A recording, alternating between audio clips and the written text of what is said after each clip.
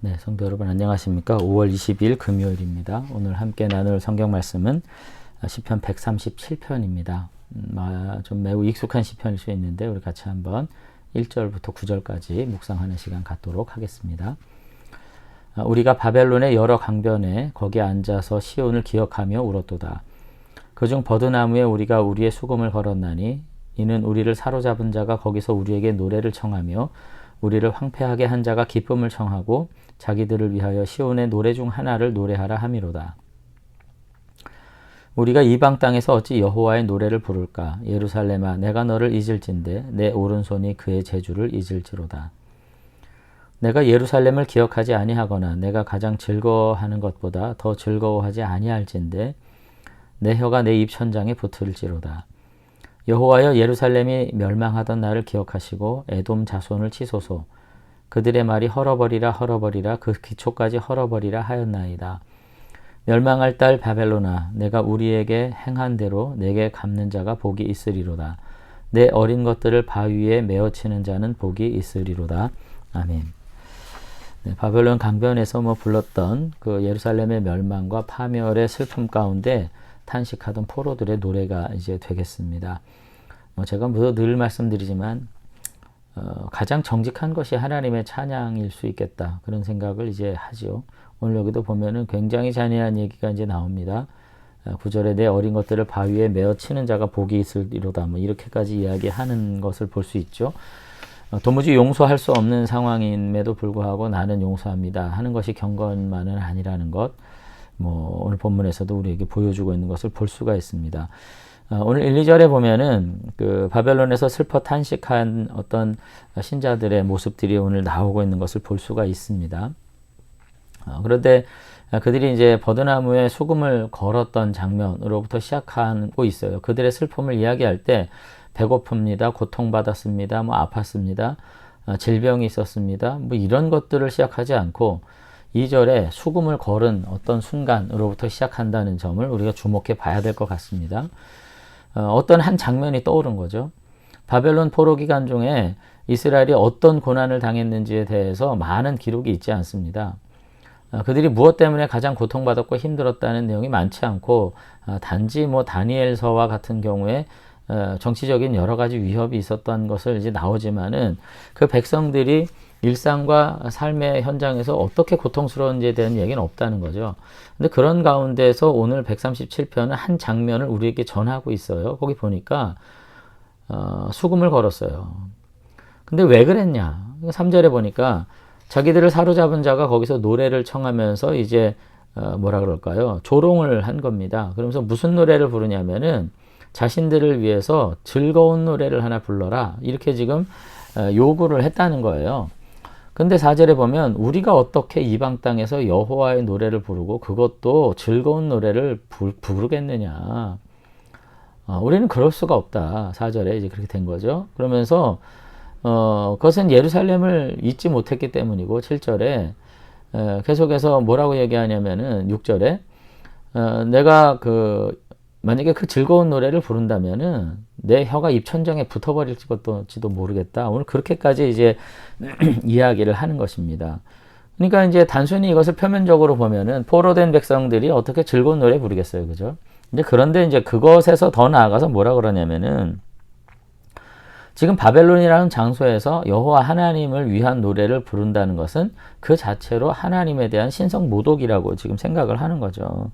더군다나 그 즐거움의 노래를, 여호와를 찬양하는 즐거움의 노래를 이교도를 환영하는 수단으로 격화할 수 없다고 지금 이야기하면서 하나님의 거룩성이 침해받는 이 모든 것들을 인해서 우리는 슬퍼 울었다고, 지금 이제 1절에 슬피 울었도다 하는 이야기의 배경이 지금 6절까지 등장하고 있는 것입니다. 그러니까 이제 이들이 가지고 있는 경건의 깊이가 어떻다는 것을 알 수가 있어요. 우리는 구약의 이스라엘 백성들이 심판을 받았으니까 언약의 저주를 받았고 하나님 앞에 불충해가지고 버림받았다고 이렇게 얘기하면서 그 배경, 그와 같은 이야기의 배후에 우리가 숨지요. 우리는 그들보다 나을 것처럼. 제가 이제 늘 착각이라고 말하는 것이 지금 포로로 끌려간 이 백성들이 가지고 있는 경건이 이런 정도라는 겁니다. 그러면서 제가 가만히 생각해 볼 때 이와 같은 백성인데 하나님이 왜 버렸을까? 왜 이들이 이와 같은 심판에 처해질 수밖에 없을까? 저는 그런 생각을 해봐요. 저는 뭐 이것이 무슨 개똥 철학일지 모르겠습니다만은 이스라엘은 이와 같이 하나님의 심판을 받아낸 사람들입니다.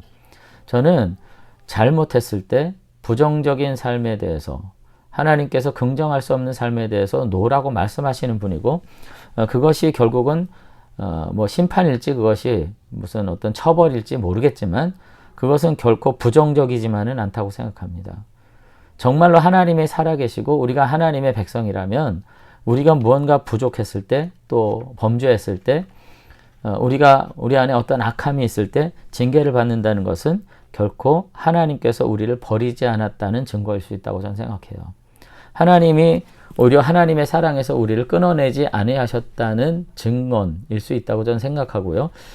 그런 점에서 중세 카톨릭이 종교개혁을 받아냈다는 점에서 카톨릭은 위대함이 있다고 저는 생각합니다. 오히려 악인은 영원히 멸하지 않을 것처럼 살아요. 하나님이 버리신 자들은 영원히 심판이 없을 것처럼 산다는 것입니다. 그리고 정말 죽을 때도 그 기력이 쇠하지 않고요. 그 자손들이 번영을 보면서 사는 것.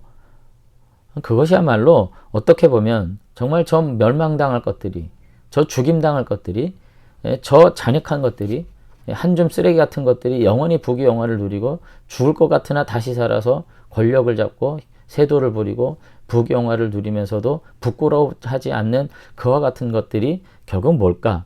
하나님이 버리신 것이에요. 여러분 오늘 우리가 다시 한번 이 바벨론의 강가에서 고통받는 이스라엘의 이 시편을 의미 있게 받아들일 수 있게 되기를 이제 바랍니다. 내가 정말로 포로로 끌려가서 내 모든 자존심이 그리고 내 모든 존재감이 다 사라졌을 때라도 오늘 이들은 결코 너네들이 뭔 자존심이 있어서 건방을 떠니 즐거운 노래 부르면서 나를 환영해 봐 라고 말했을 때조차도 나는 그럴 수 없다고 내가 여호와를 잊지 않았을진데 오히려 내 손에 오른손은 이 하프를 치는 재주를 잊어버렸을 것이라고 내가 정말로 예루살렘을 기억하지 않거나 가장 즐거워하는 것이 이 땅이 아닐진데 내 혀가 입천장에 붙어버릴 거라고 오늘 그렇게까지 이야기를 이제 하고 있는 것입니다. 그러면서 오늘 그 하나님께서 자신을 향해서 버린 그 순간조차도 그 하나님을 이들만은 버리지를 않아요. 결국 이들이 하나님으로부터 징계가 무엇인지 제가 다 말할 수는 없지만 저는 이 관계 속에서 하나님이 이들을 버리신 것이 아니라는 것은 확신할 수 있겠다. 전 그런 생각을 하게 됩니다. 혹시 우리가 우리 안에 있는 여러 가지 고난의 문제가 있다 할지라도 영원히 우리가 하나님의 진실성과 사랑을 잊지 않고 그 하나님을 향한 합당한 찬양과 합당한 믿음의 고백을 가지고 살 수 있다면 우리는 결코 소망 없지 않다. 저는 그런 생각을 오늘 시편을 보면서 하게 됩니다. 절대로 부러워할 이유가 없습니다. 심판이 없는 것처럼 살아가는 자들. 자신들이 한 모든 짓들을 합리화하면서 결코 자신들이 그 어떤 잘못도 하지 않았다고 뭉개는 자들. 그들을 향해서 우리가 부러워하거나 그들을 질투할 하등의 이유가 없어요. 하나님이 버린 자들인 것입니다. 그러면서 7절에 또 한 가지 마지막 패망의 순간에 가졌던 어떤 그 비참함을 지금 소급하면서 회상하고 있어요. 7절에 보니까 여호와여 예루살렘이 멸망하던 그날을 나는 기억하는데 그날 좀 기억해 주세요. 뭐냐면 에돔 자손을 쳐달라고. 바벨론보다 더 정말로 마음속 사무치는 증오를 갖게 될 수밖에 없는 족속이 에돔입니다. 그 이스라엘이 패망하던 날 길잡이 역할을 하고 패망할 때 더 강력하게 처벌하고 죽여달라고 고소하던 자들이 에돔인 것이죠. 오늘 저는 그런 점에서 교회 안에서도 마찬가지인 것 같아요. 악이 관영하고 죄악과 타락 가운데 살아가는데도 분별력 없이 거짓된 권력자들과 악인들을 비호하는 것처럼 보이는 많은 그 지도자들. 이거 정말로 더 악한 거죠. 오늘 여기서 이와 같이 이야기하면서 바벨론아 내가 우리에게 행한 대로 내게 갚는 자는 복이 있다. 그래서 멸망할 딸 바벨론아 이렇게 부르는 거예요. 우리 안에 다시 한번 강력한 하나님의 공의에 대한 열망과 소망 그런 것들이 우리 가운데 정말 다시 한번 회복될 수 있었으면 좋겠다, 그런 생각을 하게 됩니다. 아무쪼록 때론 우리 안에 여러 가지 고난이 무조건 하나님의 심판이다, 전 그렇게 말하는 것은 아니에요.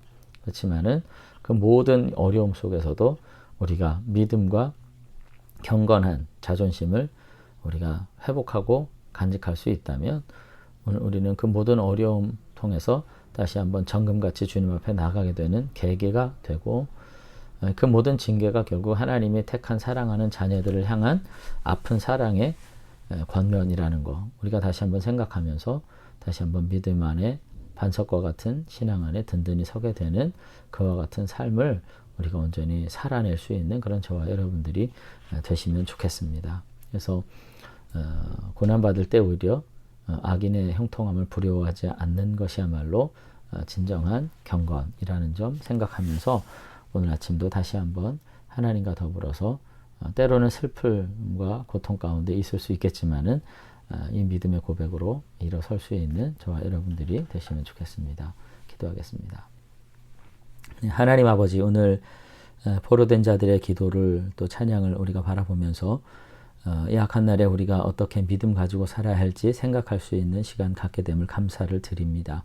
하나님 아버지, 연약할 때, 고통받을 때 정말 하나님이 어디 계신지 알 수 없는 것과 같은 혼돈에 빠지게 되지만, 그럼에도 불구하고 하나님을 향한 우리의 믿음이 사그러지지 않을 수 있다면, 하나님을 향한 우리의 믿음이 정말로 사라지지 않을 수 있다면 우리는 그 믿음 안에서 다시금 빛나는 삶을 살아갈 수 있을 줄로 믿습니다. 이 시간도 다시 한번 우리 주변에 모든 악인의 형통함을 우리가 부러워하지 않는 진정한 경건으로 우리의 삶을 그저 가시밭과 같다 한들 아버지와 함께 더불어서 묵묵히 걸어갈 수 있는, 우리의 삶을 이어갈 수 있는 참 믿음의 역사를 우리들에게 허락해 주시옵소서. 그래서 다시 한번 우리를 회복하실 때 기쁨으로 주님 만나는 귀한 은혜가 있도록 하나님께서 우리에게 인내와 온전한 믿음으로 함께 해주시기를 원합니다. 오늘 시간도 삶의 여러 가지 고통 가운데 신음하는 우리 성도들 주님께서 기억해 주시고, 아버지 하나님께서 더 품어주셔서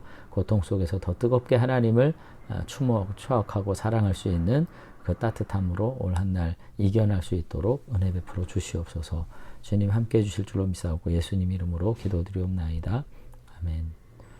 네, 오늘 하루도 다시 한번 어려움 속에서도 주님을 향한 합당한 믿음의 고백으로 반응하고 주님을 섬기는 저와 여러분들이 되시면 좋겠습니다. 감사합니다.